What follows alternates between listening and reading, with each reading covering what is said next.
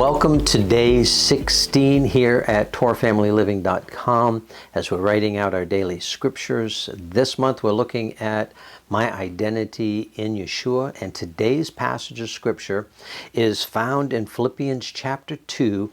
We're looking at verses 12 through 18. So please join me as we read the scriptures today together. So that, my beloved, as you always obeyed, not only in my presence, but now much rather in my absence, work out your own deliverance with fear and trembling. For it is Elohim who is working in you, both to desire and to work for his good pleasure. Do all matters without grumbling and disputing, in order that you be blameless and faultless, children of Elohim, without blemish, in the midst of a crooked and perverse generation, among whom you shine as lights in the world, holding on to the word of life for a boast to me in the day of Messiah, that I have not run in vain or labored in vain. In fact, even if I am being poured out as a drink offering on the offerings and service of your behalf, I am glad and rejoice with you all. So you too shall be glad and rejoice with me. I'm very smitten, if you will, that here is Shaul over 2,000 years ago, or some 2,000 years ago, is writing something that could be in a Christian chronicle for today. Any news article or any article in a Christian publication could be writing these things out. How can I live a life in this crooked and perverse generation that we live in, and that I am supposed to be a light, not a hermit that just closes the doors and becomes a recluse, but in the community I am supposed to be a light to the world so that they can know that there is a God that loves them and cares for them and wants to redeem them and have the good news of the gospel shared with them. This is part of what Paul is writing as he's writing to the Philippians, but he's also bragging on them a little bit, because he acknowledges to them, man, I'm so excited because you are walking out your faith when I was with you, and that was fantastic as you walked out your faith. But how much more am I excited to see that in your faith walk, in my absence, you are continuing to exhibit a Christ-like spirit. You are carrying out and being a living testimony. And Paul talks about himself as being a poured out offering before Yahweh, and that because of them that he's willing to do this, because what greater thing is there than to share the gospel? If it's better that a man would give his life for another than to try to gain the riches of the whole world. It's so important to understand the values of Yah's creation, the people that he created, that he loves so much. And for us to be that light, to bring that to the world that so desperately needs him.